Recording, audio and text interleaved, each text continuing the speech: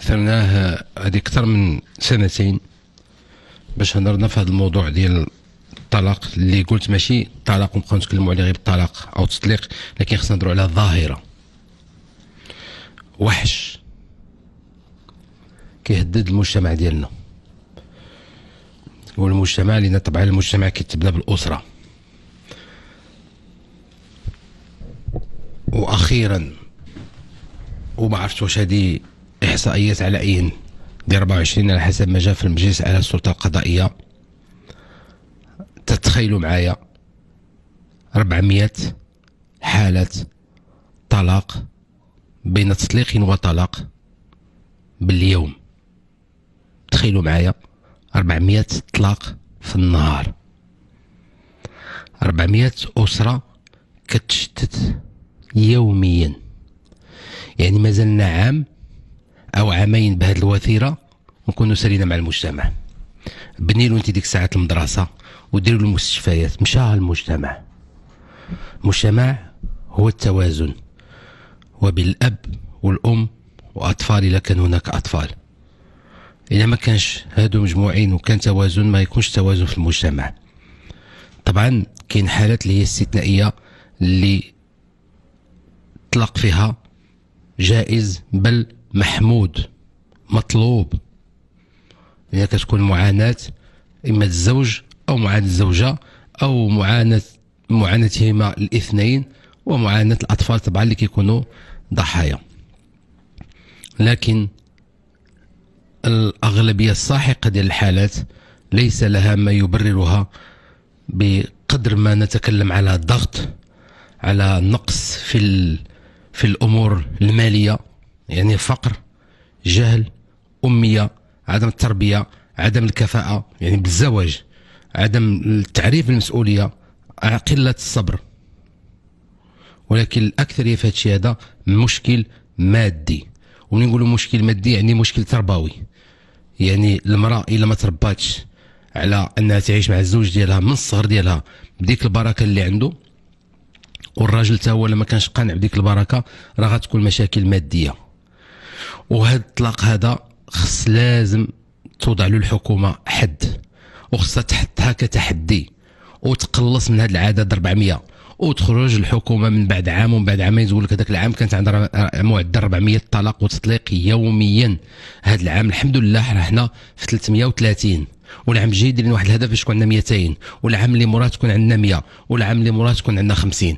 وهذوك ال 50 راه هما اللي في الحقيقة خصهم يطلقوا، ولكن 350 راه ما عندهمش علاش يطلقوا، لأن السبب ماشي دائما راجع لا للمرأة ولا الراجل، راجع المادة، راجع للحد الأدنى، راجع لظروف العيش، راجع للضغط في العمل، راجع لقلة الصحة، راجع لقلة التعليم، راجع الأمور اللي هي حساسة واللي هي أساسية، هي حقوق المواطن. فملي تيكون الضغط وتزيد عليه قلة الفلوس راه تنقول دائما هذا المثال المغربي الشعبي ديالنا تيقول لك حز، تيقول له دار الحمار قصير ما عندي فين نقحز. لا من ناحية الرجل ولا من ناحية المرأة. راه والله ما عندنا النظر في هذا الشيء ديال الأسرة، وخدات الحكومة التدابير الحقيقية بحال اللي كنبغيو نديروا التحديات وما نجحناش في دور الصفيح 100%، ودرنا تحديات في حوادث السير المميتة وما نجحناش. مثلا عندنا 4000 و4000 والزايد سنويا ديال الوفيات، وحالات أخرى كثيرة. وكاين حالات اللي نجحنا فيها بحال الوفيات عند الولادة، الوفيات ديال الأطفال، الرضع، تحدي كبير ونجحنا فيه. دور الصفيح فعلا حققنا أمور اللي هي مهمة، لكن خصنا نهتموا بهذا الموضوع هذا ديال الطلاق. كاين مواضيع كثيرة، لكن دابا الشيء بالشيء يذكر. دابا حنا في الموضوع ديال الطلاق والتطليق راه ما يمكنش نستمروا، راه مازلنا عامين بهذه الوتيره اللي احنا غاديين في هذه 5 سنين التاليه، نزيدوا عامين ويتشتت المجتمع ديالنا. ما بقاش واخا دير له ديك الساعات اللي درتي له، رفع له في الحد الادنى ودير لي والو صافي تشتات. عطى الله اللي عطى، الاثار كاين.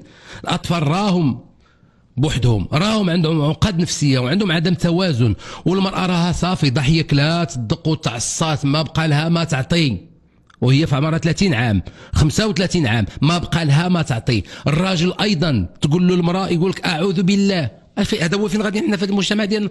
بهذا المجتمع هاد الافراد ملي يكونوا هكا، المراه ما بقى لها ما تعطي حيت طحطحات عيات كلا تصدق، والراجل مهلوك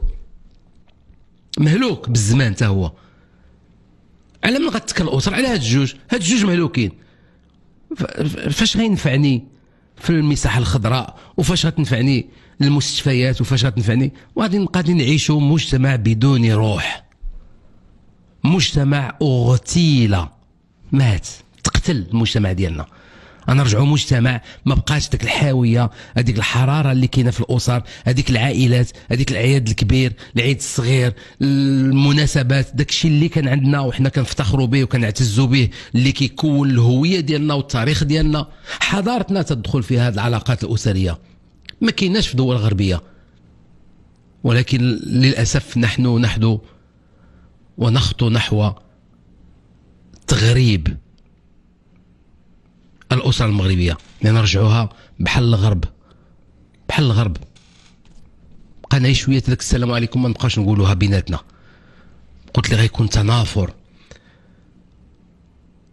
تتسول المرأة علاش بغات تطلقي، ما عندهاش سبب حقيقي، وبغض النظر على الاستثناءات. نقول لكم الاستثناءات اللي كتستحق الطلاق، هذاك الطلاق مطلوب فيها، ولكن هي استثناءات. لكن 80% ليس سبب، لا المرأة عندها سبب حقيقي يستحق أننا نطلقه، ولا الرجل تلقى عنده سبب. فما يمكنناش نستمروا نتلقى واحد عنده جوج ديال الوليدات والزوجة ديالو وكيشد 2500 درهم. كيفاش غادي يعيش؟ شحال غادي يبقى تيصبر؟ عامين، 3 سنين، 4 سنين، وفي التالي كيطرطق.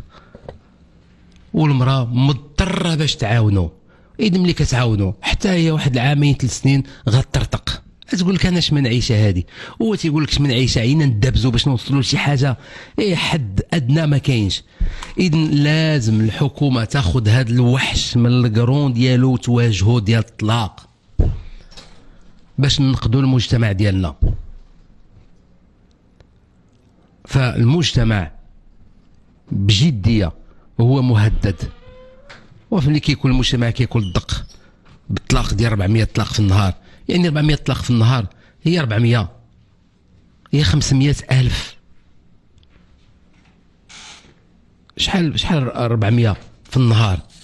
10 هي 4000، ف 10 هي 4000، 12000 في الشهر. نقولوا حنا غير 10000 في الشهر، ويلي 10000 أسرة كتطلق في الشهر، نضربها في 12 هي 120 ألف.